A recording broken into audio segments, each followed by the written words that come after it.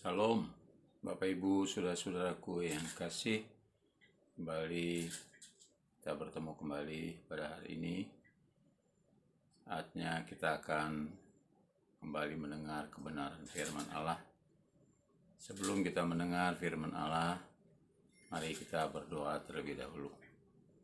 Segala puji, hormat, dan syukur kami panjatkan kehadirat-Mu ya Tuhan, di mana Engkau sudah pimpin pergerakan kami hingga saat ini.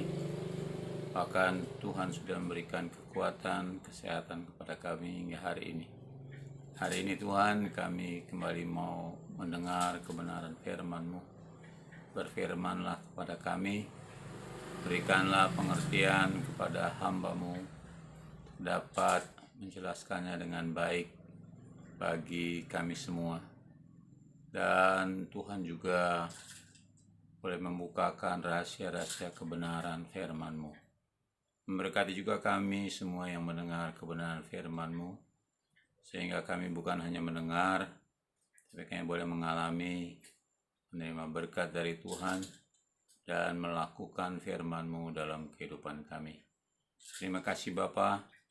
Di dalam nama Tuhan kami Yesus Kristus kami sudah berdoa dan mengucapkan syukur. Haleluya. Amin. Bapak Ibu yang dikasihi Tuhan, kembali kita akan membahas kebenaran firman Allah yang akan saya ambil dari Yohanes pasal 4 ayat 23-24 dengan judul khotbah saya pada hari ini, yaitu pujian dan penyembahan. Yohanes pasal 4 ayat 23 dan 24, demikian firman Tuhan. Tetapi saatnya akan datang dan sudah tiba sekarang, bahwa penyembah-penyembah benar akan menyembah Bapa dalam roh dan kebenaran.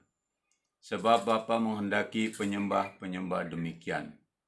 Ayat 24, Allah itu roh, dan barang siapa menyembah Dia harus menyembahnya dalam roh dan kebenaran. Bapak Ibu yang dikasihi Tuhan, kita tahu bahwa setiap orang ingin selalu datang kepada Tuhan, ingin memuliakan nama Tuhan, mengagungkan Tuhan, memuji Tuhan, dan menyembahnya.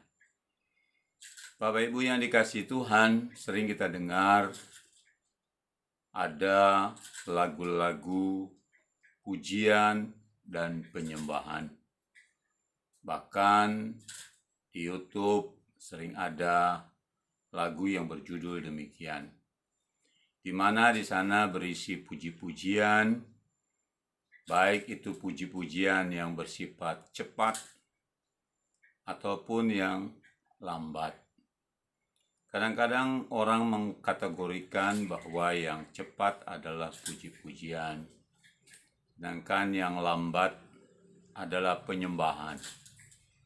Hari ini kembali kita akan membahas supaya kita tidak gagal paham mengenai pujian dan penyembahan yang berkenan kepada Tuhan, sehingga kita tidak hanya mengatakan bahwa di dalam gereja kita memuji dan menyembah Tuhan, tetapi selebihnya kita tidak memuji, tidak mengagungkan, dan menyembah Tuhan. Oleh sebab itu, Bapak Ibu yang dikasihi Tuhan, apa yang dimaksud dengan penyembahan di akhir zaman ini, tadi sudah kita baca, tetapi saatnya akan datang dan sudah tiba sekarang, bahwa penyembah-penyembah benar akan menyembah Bapa dalam roh dan kebenaran.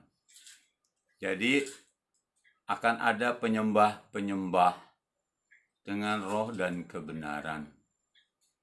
Seringkali kita mendefinisikan penyembahan dengan roh hanyalah penyembahan dengan bahasa roh, mungkin mazmur, mungkin juga pujian. Bapak Ibu yang dikasihi Tuhan, Padahal jauh lebih daripada itu sebenarnya pujian yang dimaksud penyembahan di dalam roh bukanlah hanya sekedar lagu atau nyanyian pujian. Jadi lebih jauh adalah bagaimana roh kita juga ikut memuji, memuliakan nama Tuhan. Ayat yang tadi sudah kita baca bahwa akan tiba sekarang. Tiba sekarang itu artinya sejak zaman dahulu diucapkan. Itu sudah terlaksana hingga saat ini. Dan zaman kita inilah diharapkan penyembah-penyembah benar itu boleh tampil. Dia akan menyembah di dalam roh, yaitu dengan bahasa roh, dan juga dengan rohnya menyembah kepada Allah. Jadi bukan hanya terbatas dari menyembah dalam bahasa roh. Karena kalau orang hanya menyembah di dalam bahasa roh, tetapi kehidupan rohaninya tidak menyembah Allah, maka orang tersebut belum memahami makna penyembahan yang sebenarnya. Bapak Ibu yang dikasihi Tuhan, ayat ini mengatakan bahwa Bapa menghendaki penyembah-penyembah demikian. Jadi Allah menghendaki bahwa setiap orang itu selain dia menyembah di dalam roh, tapi rohnya juga ikut menyembah Allah. Sehingga hidupnya itu betul-betul mencerminkan kehidupan Kristus. Dan kita tahu bahwa Allah yang kita sembah adalah roh. Di ayat yang ke-24 saya bacakan, Allah itu roh, dan barang siapa menyembah dia harus menyembahnya dalam roh dan kebenaran. Ayat ini sangat tegas, ya. Allah itu roh. Mungkin ada orang lain yang mengatakan bahwa Allah itu zat. Itu silakan saja. Tapi orang-orang Kristen meyakini bahwa Allah itu roh. Dan setiap orang yang menyembah, dia harus menyembah di dalam roh. Rohnya menyembah. Kehidupannya menyembah Tuhan.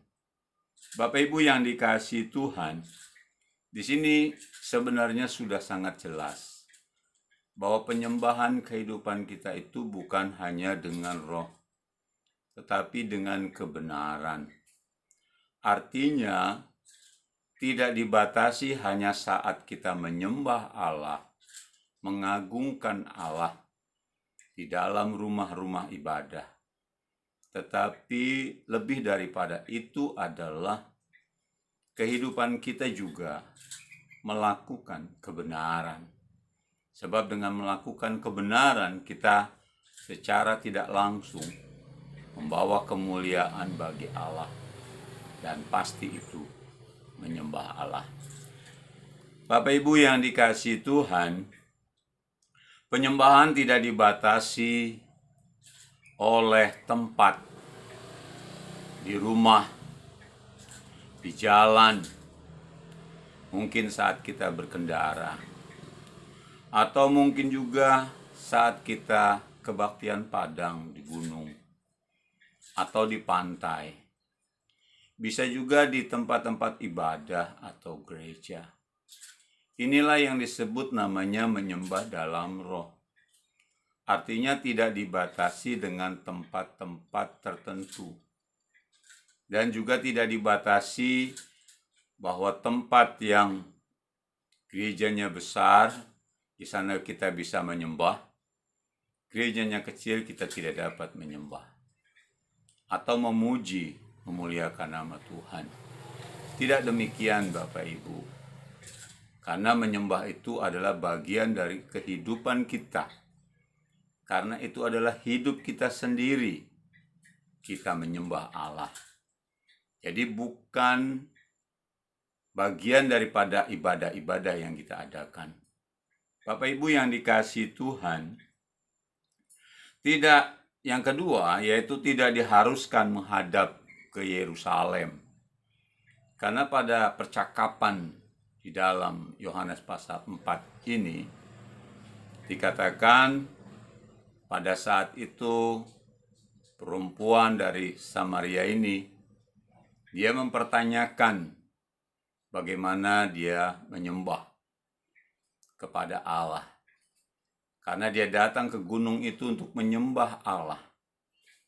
Karena memang di dalam kitab Taurat dikatakan bahwa orang-orang yang menyembah Allah bisa menyembah di gunung itu dan menghadap ke Yerusalem. Jadi Bapak Ibu yang dikasihi Tuhan, menyembah tidak dibatasi bagaimana kita menghadap. Mungkin saudara-saudara kita yang lain sampai sekarang masih harus menyembah menghadap ke satu tempat. Tetapi orang-orang Kristen, orang-orang percaya yang percaya kepada Tuhan Yesus itu sudah tidak lagi dibatasi dengan kondisi ini. Tetapi dia bisa menyembah, boleh ke arah barat, boleh ke arah timur, ke utara, ke selatan, atau ke seluruh penjuru mata angin. Kenapa? Karena Allah itu roh. Dia ada di mana-mana. Jadi kita tidak bisa dibatasi oleh waktu, tidak juga dibatasi oleh tempat, tidak juga dibatasi oleh arah. Jadi Bapak Ibu yang dikasihi Tuhan, waktu juga kita tidak dibatasi. 1 waktu, 2 waktu, 3 waktu, 4 waktu, 5 waktu, atau lebih. Jadi Bapak Ibu yang dikasihi Tuhan, kita tidak dibatasi oleh waktu bagaimana kita menyembah Allah. Karena Allah yang kita sembah adalah roh, Allah yang ada di mana-mana. Jadi bukan Allah secara manusia. Karena kalau kita menyembah Allah secara manusia, maka kita harus menghadap ke manusia itu sendiri. Jadi Allah itu roh, jadi kita bisa menyembah ke segala arah, di tempat di mana saja, dan waktunya kapan saja. Bapak Ibu yang dikasihi Tuhan, yang berikut, penyembahan itu tidak dibatasi adanya musik. Kadang-kadang orang berkata kalau musiknya lambat, berarti itu adalah penyembahan. Seperti yang tadi awal saya katakan. Kalau musiknya cepat, itu berarti pujian. Padahal tidak ada yang disebut namanya musik Kristen. Pujian juga kalau dinyanyikan dengan nada atau musik dangdut bisa. Musik pop bisa. Jazz bisa. Atau musik-musik lain. Jadi Bapak Ibu yang dikasihi Tuhan, tidak terbatas dengan musik yang dimainkan. Ya. Karena yang ada bukannya musiknya yang sebenarnya, tetapi lirik lagunya. Jadi Bapak Ibu yang dikasihi Tuhan, pada saat Bapak Ibu menyanyikan sebuah lagu, mungkin itu lagu lambat atau lagu cepat. Tapi kalau liriknya itu memuliakan Tuhan, maka itu adalah lagu yang menyembah, memuji Tuhan.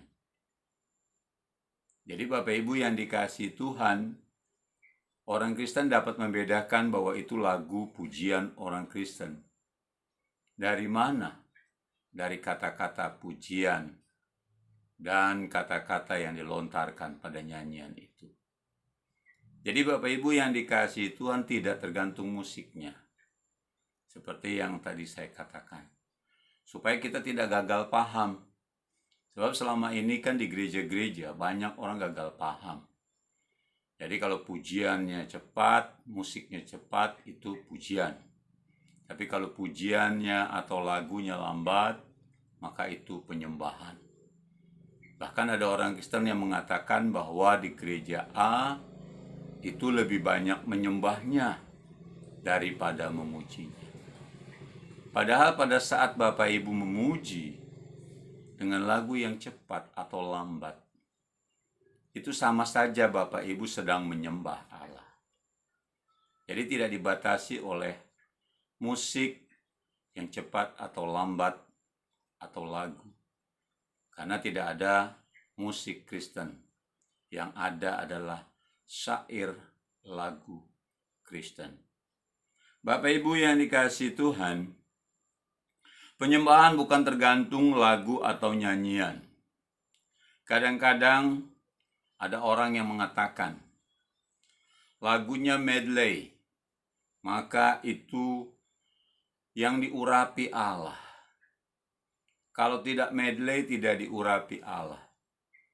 Ini adalah ajaran sesat, ajaran yang keliru. Karena Allah tidak pernah mengajarkan kepada kita untuk memuji secara medley ataupun memuji setiap satu lagu atau beda-beda lagu yang tidak digabungkan. Jadi Bapak Ibu yang dikasihi Tuhan, mau medley atau tidak medley, sama saja. Jadi kalau kita naikkan pujian, beberapa lagu digabungkan, maka itu medley. Dan itu pun harus sama nadanya. Kalau tiba-tiba lagu cepat di medley dengan lagu lambat, maka yang main musiknya juga kacau. Jadi Bapak Ibu yang dikasihi Tuhan, kalau orang mengatakan medley diurapi, tidak medley tidak diurapi, saya katakan sekali lagi, itu ajaran sesat dan tidak boleh diikuti. Karena medley tidak medley, kalau memang Allah berkenan, pasti diurapi. Bapak Ibu yang dikasihi Tuhan, sebenarnya yang Allah kehendaki adalah bukannya bagaimana kita menaikkan pujian saja. Karena orang berkata, kalau kita datang ke gereja kita menyembah Allah, kita harus memakai pakaian baju yang bagus. Padahal hati kita tidak bagus. Kita datang tidak dengan hati yang senang. Alkitab berkata, ibadah dengan hati yang senang, besar kuasanya. Jadi harus disertai dengan hati yang senang. Bukan hati yang sedih. Atau mungkin hati yang marah. Ada kedengkian, ada kemarahan. Jadi Bapak Ibu yang dikasihi Tuhan harus disertai dengan hati yang senang. Dan jangan dibatasi hanya saat kita memuji. Karena yang Tuhan inginkan adalah kita menyembah dari seluruh kehidupan kita. Jadi penyembahannya bukan bagian dari kehidupan kita.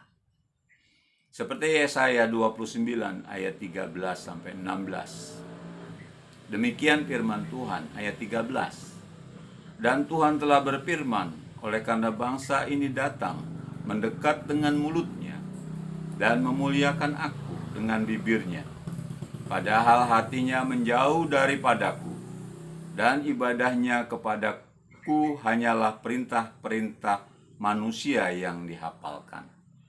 Jadi Bapak Ibu yang dikasihi Tuhan, di sini dikatakan bangsa ini mendekat dengan mulutnya, artinya melakukan pujian penyembahan. Dan ini Tuhan tidak berkenan kalau tidak disertai dengan kehidupan yang sesuai dengan firman Allah.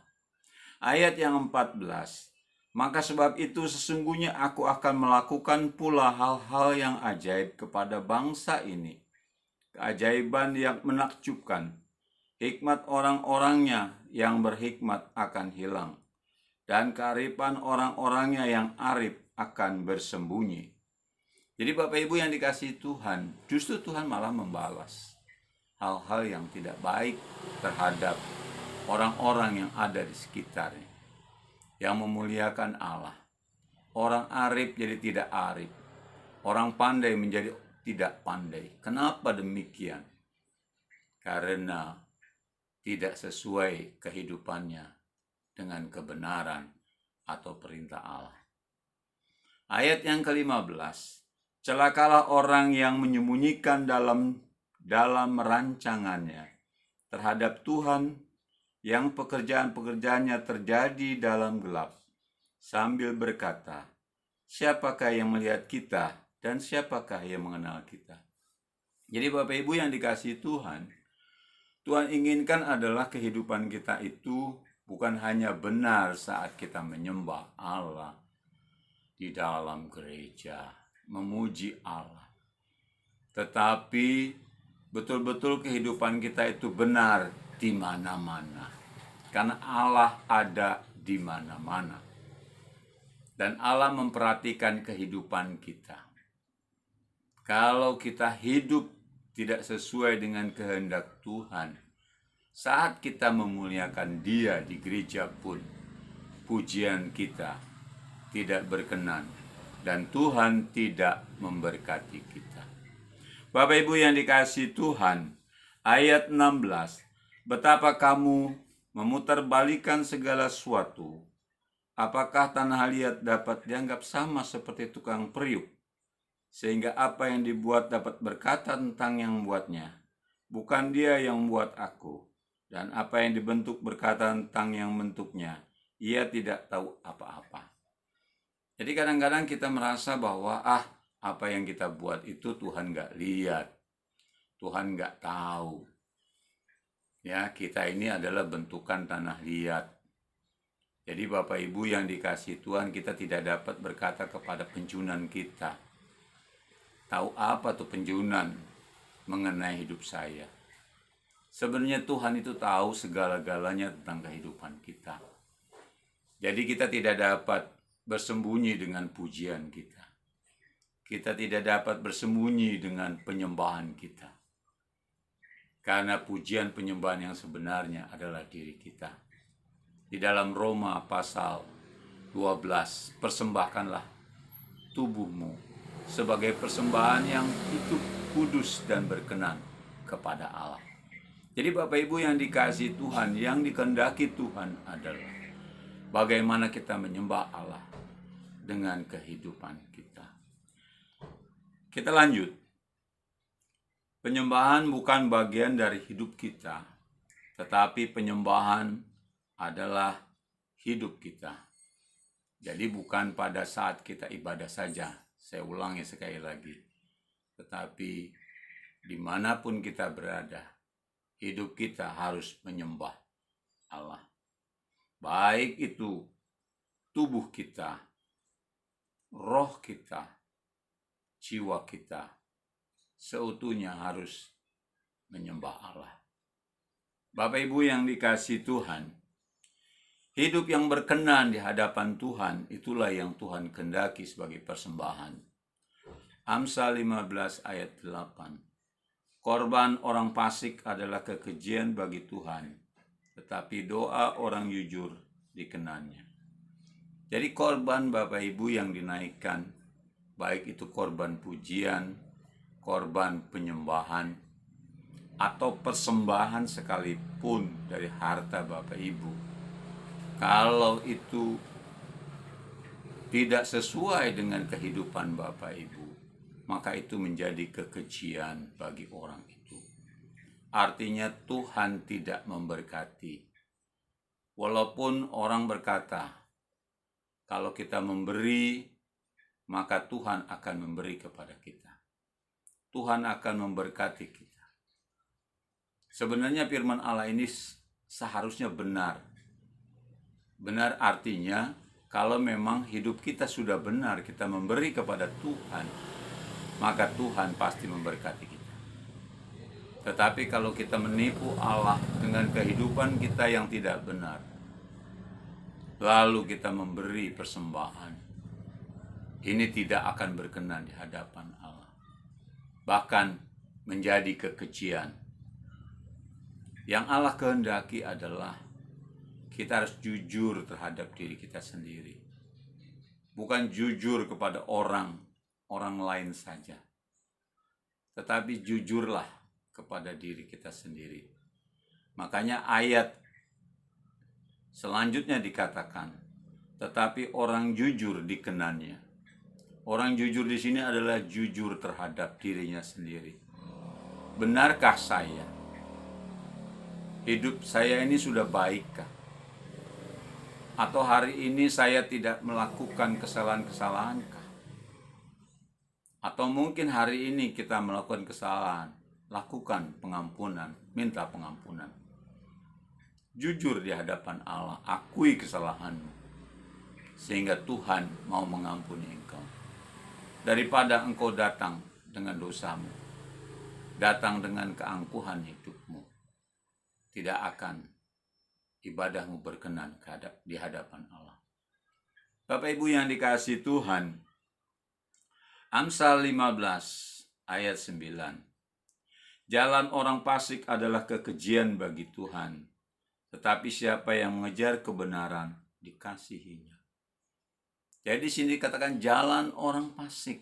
Jadi jalan hidup kita pun tidak boleh fasik. Artinya bertentangan dengan kebenaran firman Allah. Pekerjaan yang kita lakukan haruslah sesuai dengan kehendak Tuhan. Kalau kita menjadi pegawai pajak, jadilah pegawai pajak yang jujur. Kalau kita jadi pedagang, jadilah pedagang yang baik, bukan yang menipu orang lain. Kalau kita jadi pegawai, jadilah pegawai yang baik, tidak korupsi, tidak menipu atasan kita, atau melanggar aturan-aturan yang sudah digariskan. Bapak Ibu yang dikasihi Tuhan, kalau kita melakukan kebenaran, maka Tuhan mengasihi kita. Doa kita tidak akan terkendala. Pujian kita akan sampai ke hadirat Allah. Penyembahan kita akan sampai kepada hadirat Allah. Oleh sebab itu Bapak Ibu yang dikasihi Tuhan, segala sesuatu apapun yang kita perbuat, lakukanlah untuk Tuhan, sehingga Tuhan berkenan dan Tuhan memberkati kita. Ayat selanjutnya, Kolose pasal 3 ayat 17. Dan segala sesuatu yang kamu lakukan dengan perkataan atau perbuatan, lakukanlah semuanya itu dalam nama Tuhan Yesus, sambil mengucap syukur oleh Dia kepada Allah Bapa kita. Jadi segala sesuatu yang kita lakukan dikatakan baik perkataan, perbuatan, lakukan semua dalam nama Tuhan Yesus. Artinya hidup kita ini harus sesuai dengan kehendak Tuhan. Dalam nama Tuhan Yesus itu artinya kita betul-betul menaruh nama Yesus dari perbuatan kita, termasuk perkataan kita. Nah, oleh sebab itu Bapak Ibu yang dikasihi Tuhan, orang-orang yang sudah percaya kepada Tuhan Yesus harus seperti ini. Tidak lagi mengatakan hidup aku ini ya aku, tapi hidupku bukan aku lagi, tapi Yesus yang ada di dalam hidupku. Bapak Ibu yang dikasihi Tuhan, Kolose pasal 3 ayat 23. Apapun juga yang kamu perbuat, perbuatlah dengan segenap hatimu seperti untuk Tuhan dan bukan untuk manusia. Jadi Bapak Ibu yang dikasihi Tuhan, kalau kita mau melakukan segala sesuatu, baik itu sebagai ibu rumah tangga di rumah, baik sebagai bapak sebagai kepala keluarga, anak-anak, kalau dia melakukan segala sesuatu, lakukanlah untuk Tuhan. Baik di rumah, di jalan, di tempat bekerja, sehingga tidak ada kecurangan di dalam diri kita, sehingga tidak ada pikiran-pikiran buruk dalam diri kita, karena kita tahu yang kita lakukan untuk Tuhan, bukan untuk bos kita, bukan untuk mencari muka, tetapi betul-betul kita lakukan karena memang kita mengasihi Tuhan. Bapak Ibu yang dikasihi Tuhan, kita diajarkan untuk berbicara. Berbicara juga harus diatur dengan baik kepada orang-orang, sehingga tidak menyakiti perasaan orang lain. Walaupun kita orang Kristen sering menyembah, sering memuji Allah, tetapi kalau kita berbicara menyakiti perasaan orang lain, berarti kita tidak mengerti bahwa kita adalah rumah Allah, kita adalah bait Allah, bahkan kita ini adalah utusan Allah. Jadi belajarlah mulai hari ini berbicara yang bisa membuat orang lain senang. Jangan menyakiti perasaan orang lain dengan perkataan kita, dengan bicara kita. Yang berikut, bergaul. Kita pun harus memilih dengan baik, karena pergaulan yang jahat merusakkan kelakuan yang baik. Tingkah laku kita yang baik bisa rusak karena kita bergaul. Makanya bergaul juga harus hati-hati. Jangan bergaul dengan perampok, kita pasti akan jadi perampok. Jangan bergaul dengan pembunuh, kita akan bergaul dengan pembunuh, pasti akan menjadi pembunuh. Kita bergaul dengan penjahat, akan menjadi penjahat. Kita bergaul dengan anak Tuhan, akan menjadi anak Tuhan. Jadi cara kita bergaul pun harus dipilih baik-baik. Teman tidak semua sembarang teman. Kita harus juga dapat memilah yang baik. Sehingga betul-betul kehidupan kita baik, benar, dan benar. Bapak Ibu yang dikasihi Tuhan, bukan hanya itu, bagaimana cara kita berdoa kepada Tuhan. Berdoa dengan sungguh-sungguh, tidak berdoa juga dengan main-main. Tidak berdoa dengan asal-asalan, tapi berdoa dengan iman, dengan yakin. Maka doa yang seperti itu yang berkenan kepada Allah. Bapak Ibu yang dikasihi Tuhan, tingkah laku dan perbuatan kita harus sesuai dengan kehendak Allah. Mulai hari ini kita mau belajar. Dalam pekerjaan sehari-hari pun kita mau belajar. Sehingga hidup kita ini berkenan kepada Tuhan. Artinya, dedikasikan seluruh kehidupan kita untuk kemuliaan nama Tuhan. Bapak Ibu yang dikasihi Tuhan, biarlah firman Allah ini boleh tinggal di dalam kehidupan kita. Dan hidup kita boleh menjadi berkat bagi banyak orang, sehingga nama Tuhan dimuliakan. Tak ada kata terlambat untuk memulai yang benar. Dan mulailah dari diri kita sendiri. Jadi Bapak Ibu yang dikasihi Tuhan, tidak ada kata terlambat. Kalau Bapak Ibu hari ini mendengar kebenaran firman-Nya, dan Bapak Ibu merasa bahwa hari ini saya masih melakukan hal-hal yang saya sudah sebutkan tadi, mari sama-sama kita berdoa kepada Tuhan. Kita minta pengampunan, sehingga Tuhan mengampuni dosa kita, dan Dia mau menyucikan kehidupan kita. Sehingga hari-hari berikutnya, hidup kita berkenan di hadapan hadirat Tuhan. Kiranya Tuhan memberkati kita semua. Mari Bapak Ibu kita berdoa kembali. Mari kita berdoa. Terima kasih Tuhan atas kebenaran firman-Mu hari ini. Kami berterima kasih karena Tuhan begitu baik telah mengajar, menegur kami. Bagaimana yang seharusnya kami menyembah. Bagaimana yang seharusnya kami memuji, memuliakan nama-Mu. Penyembahan kami tahu kami harus menyembah di dalam roh dan kebenaran. Yaitu di dalam Roh Kudus.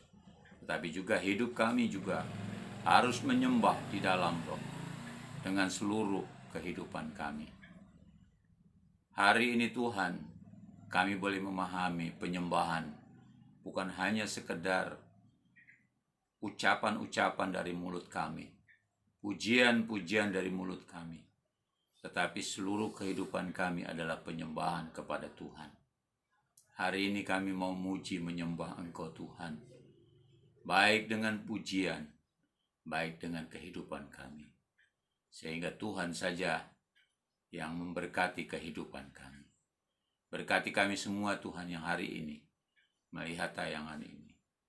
Dan hari ini mendengar kebenaran firman. Biarlah Kau pakai kami Tuhan. Lebih hari lebih heran bagi kemuliaan nama-Mu. Terpujilah nama-Mu Tuhan. Kekal sampai selama-lamanya. Haleluya, haleluya. Amin. Tuhan Yesus memberkati.